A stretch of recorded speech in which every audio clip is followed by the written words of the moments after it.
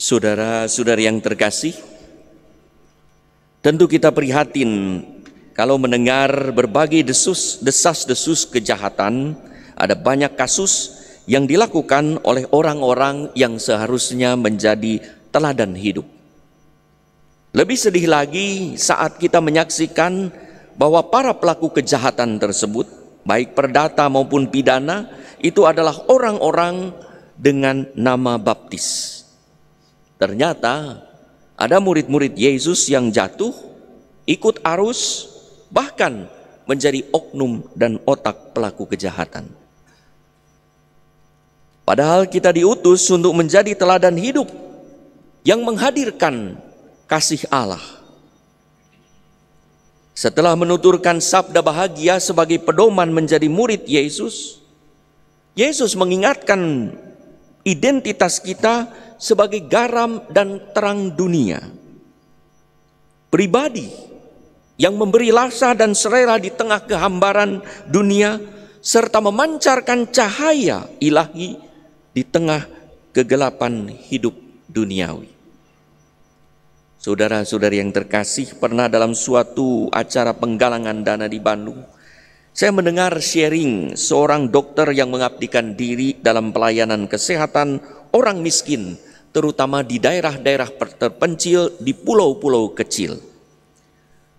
Namanya Dr. Lee Agustinus Darmawan, dikenal sebagai seorang pendiri rumah sakit apung.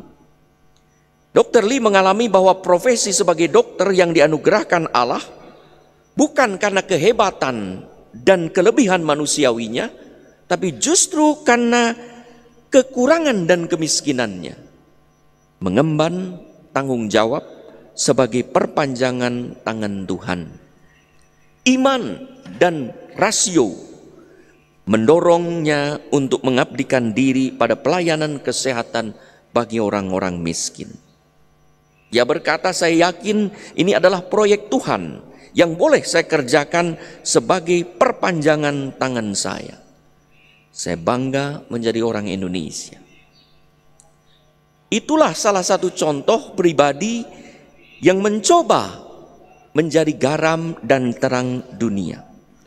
Di samping itu tentu ada banyak kesaksian orang Katolik yang melayani orang miskin, orang yang berkebutuhan khusus, orang-orang yang membutuhkan bantuan tanpa pandang bulu, bahkan dengan risiko dicurigai oleh orang lain sebagai kristianisasi, bahkan dicaci maki oleh sesama Katolik sebagai cari muka. Padahal sungguh menghadirkan Tuhan. Dan luar biasa lagi kita bersyukur ada banyak orang yang bukan Katolik pun menghadirkan kasih Allah melalui karya dan kehidupan mereka. Mereka juga memancarkan terang dan menjadi garam bagi masyarakat sekitar. Saudara-saudari yang terkasih, Yesus tidak mengajak para muridnya, jadilah garam dan terang, tidak. Tetapi Yesus mengingatkan kepada para muridnya, identitas kalian, kamu adalah garam dan terang dunia. Hakikat dan kodrat para murid Yesus, garam dan terang. Kita tahu bahwa garam mempunyai setidaknya dua fungsi utama. Pertama, garam mengawetkan, memelihara, hingga sesuatu yang diberi garam akan bertahan, tak hancur oleh lingkungan dan alam sekitar. Kedua, garam memberi rasa dan selera, hingga orang mempunyai selera makan yang nikmat. Bayangkanlah kalau kita menyantap makanan tawar, hambar. Lalu kita membutuhkan garam, diberi garam sedikit.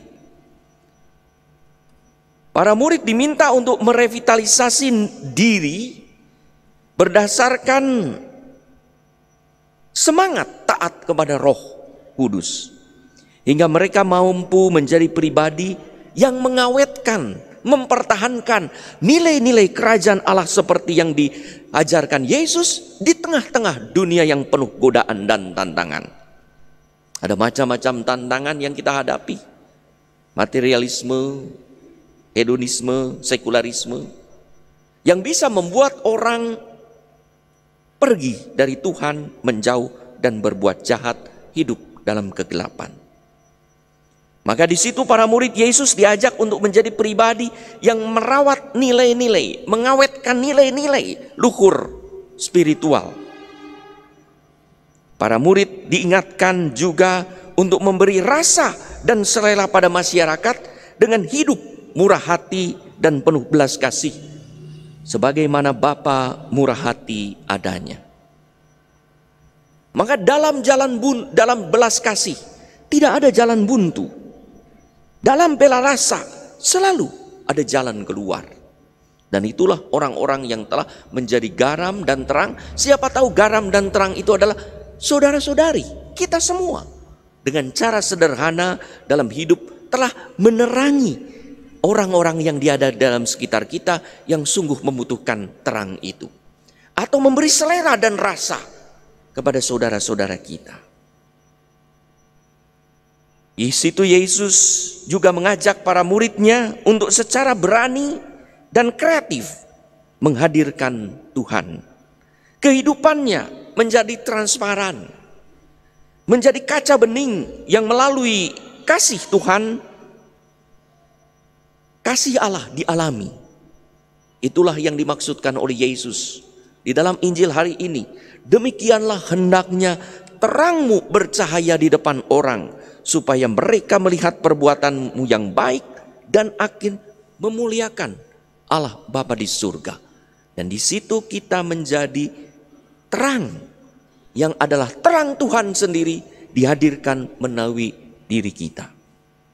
Saudara-saudari yang terkasih, tantangan untuk mewujudkan identitas sebagai murid Kristus adalah bagaimana kita bukan memamerkan diri, tetapi menyatakan identitas kita dengan tegas sebagai pribadi yang secara berani, kreatif memberi kesaksian akan kehadiran Allah yang penuh kasih hingga ada rasa aman dan nyaman bagi sesama.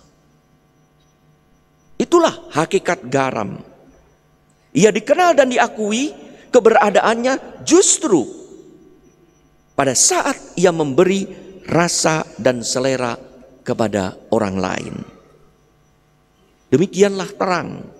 Terang ada dan diakui bukan untuk menerangi dirinya sendiri. Seperti lilin membakar diri untuk menerangi kita kalau gelap. Garam dan terang ada untuk orang lain. Akan tetapi identitas garam dan terang tentu harus diwujudkan dengan aktivitas yang bijaksana, bukan sekedar garam, memberi garam, bukan sekedar memberi terang, tetapi dengan cara yang memadai hingga tidak membuat orang keasinan. Bayangkan, kalau orang makan juga begitu asin, malah kadang kurang aja, keasinan. Sudah asin lalu kita mau beri garam lagi asin gitu kan. Ditolak garam juga kalau keasinan. Malah dituduh dasar orangnya mau kawin, malah dituduh begitu gitu ya. Kan keasinan gitu ya. Maka memberi garam juga bukan sekedar memberi garam. Garam dengan cara yang pas dan tepat pada waktunya. Kalau itu terlalu hambar, berilah garam lebih banyak. Kalau ternyata sudah asin tapi kurang sedikit, beri. Kalau sudah asin, jangan diberi garam lagi. Nanti tidak membuat rasa aman dan nyaman, tidak menambah selera. Demikian juga terang.